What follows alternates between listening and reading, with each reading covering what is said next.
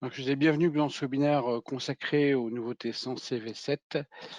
Nous sommes ensemble pour une vingtaine de minutes, uniquement autour des nouveautés de la comptabilité V7. On verra qu'il y aura un autre webinaire pour la gestion commerciale qui aura lieu un petit peu plus tard. On vous donnera les dates à l'issue de celui-ci. Je suis Jean-Philippe Omer. Et je suis accompagné de Vanessa Révillier qui est avec moi, qui vous présentera les nouveautés de la comptabilité. À part Vanessa, pour le confort de tout le monde, on a coupé les micros.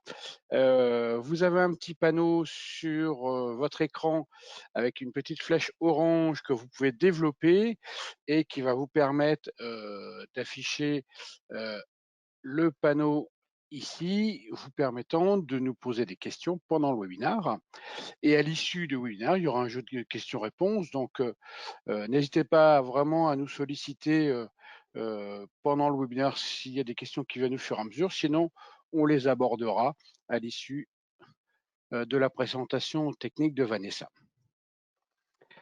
Donc là, on va parler vraiment de nouveautés Sensei version 7. On fera un petit, Vanessa, je crois que tu vas nous peut-être un petit focus aussi sur quelques nouveautés V6. Tout le monde n'est pas encore passé sur les versions 6, donc principalement les V7, et un petit focus sur quelques nouveautés V6.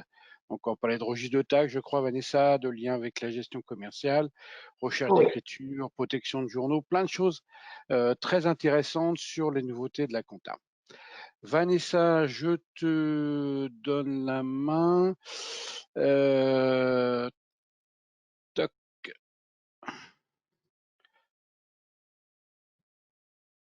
Donc Vanessa, on va voir ton écran. C'est bon. c'est bon. Je te laisse la main, Vanessa. Merci. Parfait. Alors, au niveau des nouveautés V7, on a une nouveauté qui concerne la raison sociale. Elle devient unique pour les inter-applications. C'est-à-dire que dès lors que vous allez modifier votre raison sociale depuis votre logiciel de comptabilité, toutes les applications Sage que vous avez seront automatiquement mises à jour avec cette raison sociale. Vous n'avez plus besoin de les changer sur tous les logiciels. Ça évitera d'avoir, Vanessa, des petits messages d'erreur, fichiers non liés, hein, où on Tout à changeait fait. dans les IMO et pas dans la compta. Donc ça peut être pratique. Exactement. La raison sociale doit être unique et surtout le logiciel la même. Au niveau de l'automatisation du calcul de TVA sur les registres de taxes, dans les versions précédentes, il était nécessaire d'afficher la colonne Code taxe au niveau de la saisie des journaux. En V7, lors de la saisie d'écriture, la ligne de TVA est automatiquement proposée en fonction du code taxe qui est rattaché au compte général. Donc, ce sera généré via le paramétrage, bien sûr, qui est effectué dans les paramètres généraux. On n'a plus besoin de rajouter cette colonne. On a une nouveauté, donc, dans les versions précédentes, la V7, lorsqu'on était dans les journaux de saisie, on avait, pour ceux qui ont la gestion commerciale Sage, la possibilité d'avoir un lien dans les journaux pour ramener directement sur le PDF de la facture. Depuis les V7, il est possible d'avoir accès à ce lien dans les journaux de report à nouveau.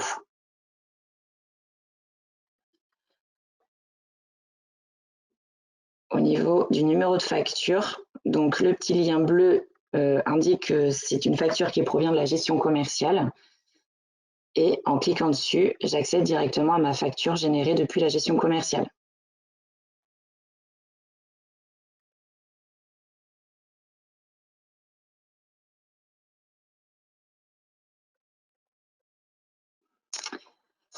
Au niveau de la saisie des opérations bancaires et de la ventilation analytique pour ceux qui font de l'analytique, désormais les préventilations analytiques sont maintenant reprises lors de la saisie du compte général sur une ligne d'extrait qui est incorporée.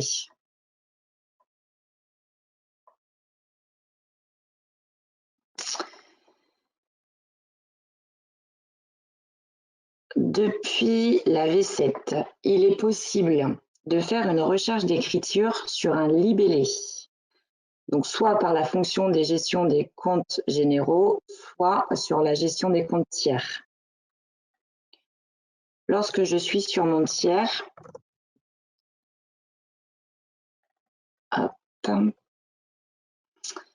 sur mon libellé, je recherche par exemple tous les libellés qui contiennent le acompte BAC 002.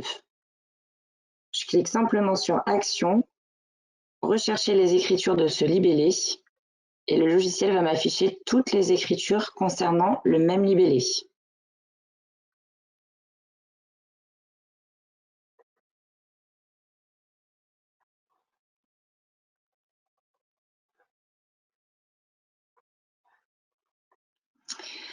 Il existe une nouvelle astuce concernant les écritures lorsque l'on saisit dans un mauvais journal des écritures. Autrefois, il fallait passer par la fonction glisser-déposer. Donc, on devait ouvrir 2 journaux en même temps, sélectionner les écritures d'un côté, puis les déposer dans l'autre journal.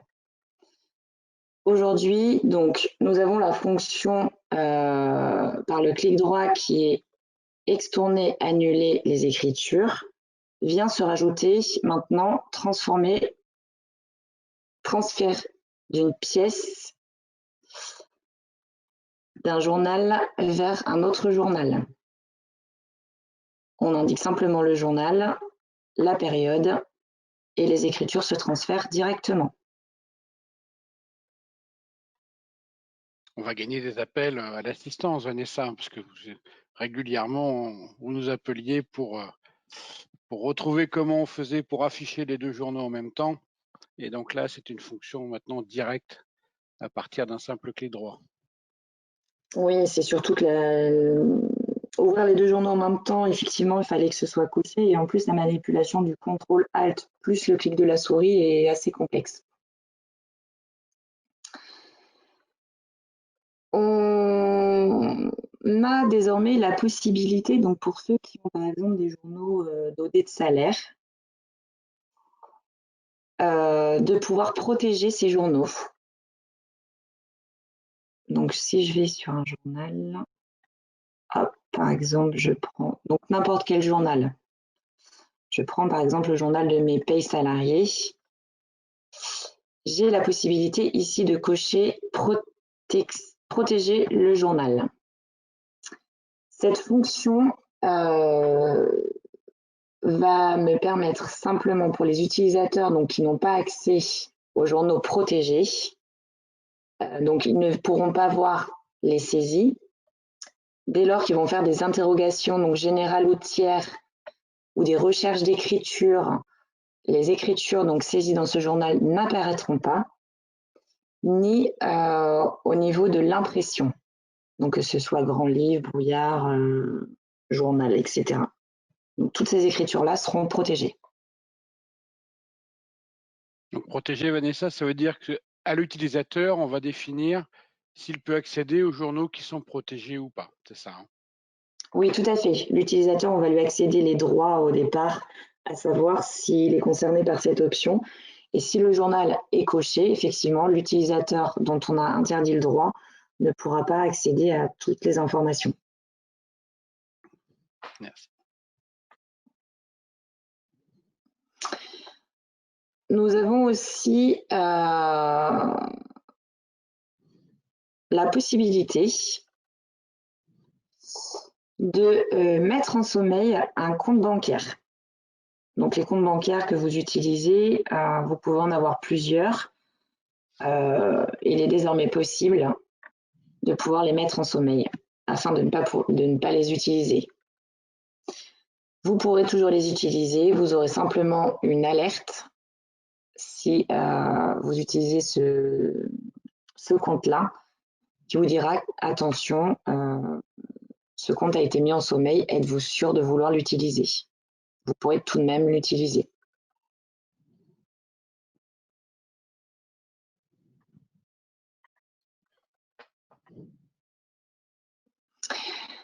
Je te laisse la parole, Jean-Philippe, concernant l'Office 365.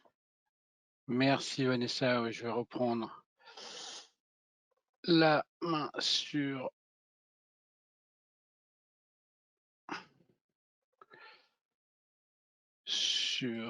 la gestion de la relation avec Office 365.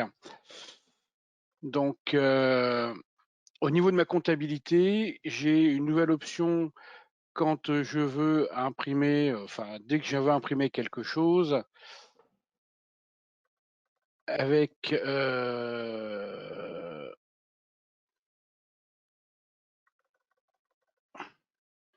la possibilité d'envoyer vers Office 365. Donc Office 365, c'est la solution de messagerie de Microsoft. Il n'y a pas besoin d'avoir Office 365 d'installer sur votre ordinateur. Par contre, on peut tout simplement prendre une petite option, c'est un petit abonnement à prendre chez Sage, pour permettre l'ouverture d'un espace sur le cloud dans lequel vous allez pouvoir stocker vos informations dans le cloud d'Office 365. Donc le principe, c'est que je vais faire une interrogation sur mon compte Cara, je vais imprimer un extrait de compte et je vais juste cocher que je veux le stocker dans Office 365. OK. Donc là, j'ai lancé mon impression normalement. Je vais faire de même avec, je vais lancer des relances. Donc, je vais faire des relances.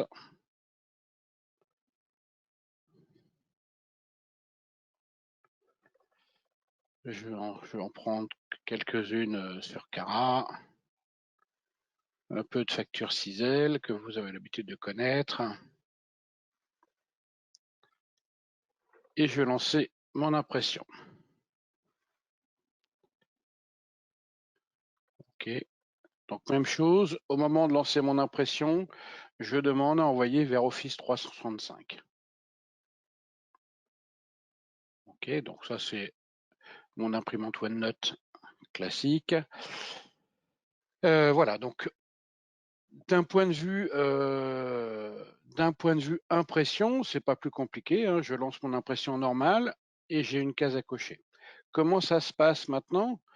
Eh ben, je vais pouvoir aller sur mon espace SharePoint Office 365 rattaché et je vais aller voir les documents. Au niveau de mes documents,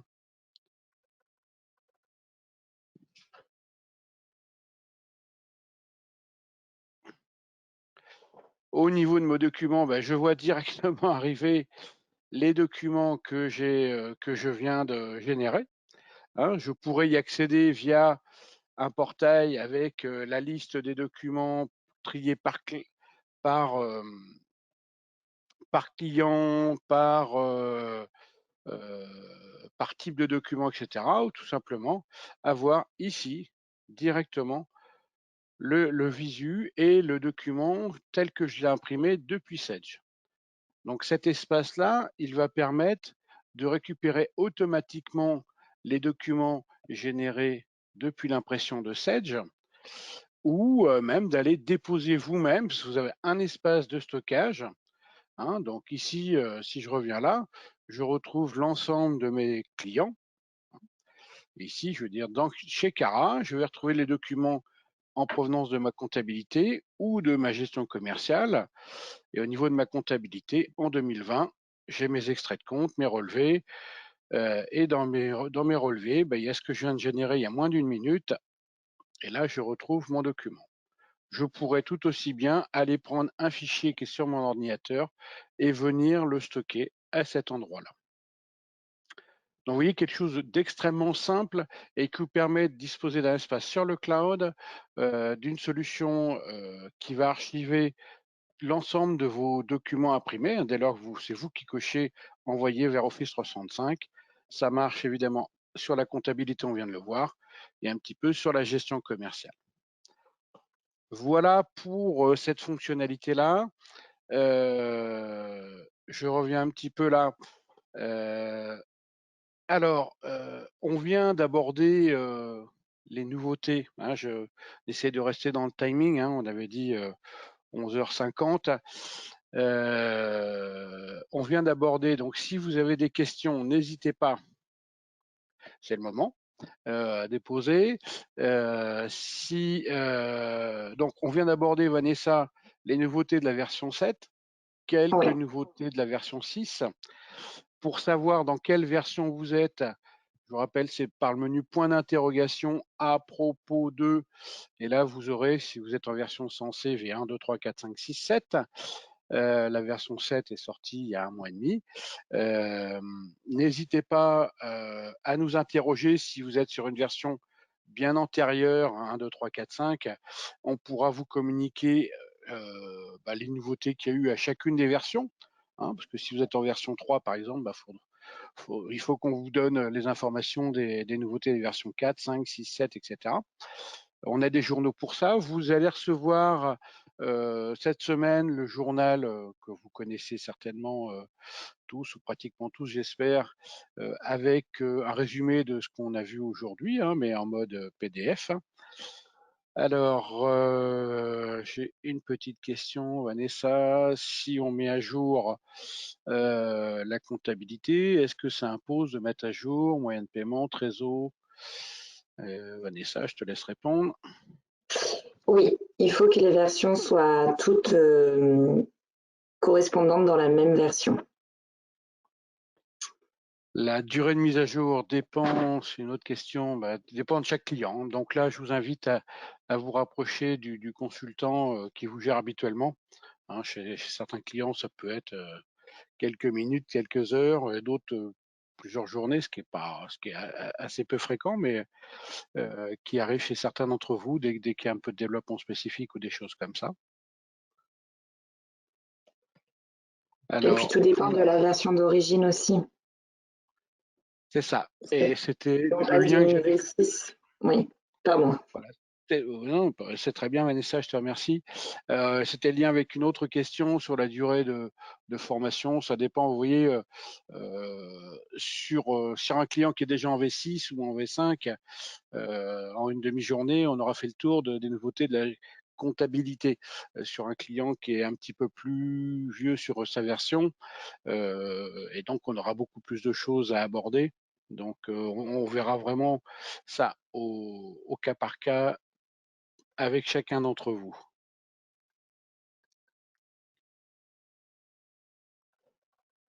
Alors oui, pour Office 365, la question, c'est un abonnement. Alors je n'ai pas les tarifs exacts, c'est au nombre d'utilisateurs et nos amis chargés d'affaires commercial adoré, pourra vous donner les éléments financiers par rapport à ça. C'est vraiment pas cher du tout et c'est extrêmement pratique. On a beaucoup de bons retours pour les clients qui l'ont mis en place. Ça se met en place très facilement. Alors vous avez vu, j'en profite pour on l'a pas forcément Vanessa montré. C'était pas exhaustif hein, ce qu'on vous a montré. L'objectif c'était de durer dans les 20 minutes promis. Les relations avec Office 365, là par contre, pour ceux qui ont Office 365, les relations, elles sont de plus en plus fortes, et notamment dans l'envoi de mail, le publipostage, les relances préventives par mail. Donc, ça va de plus en plus loin en termes d'interface.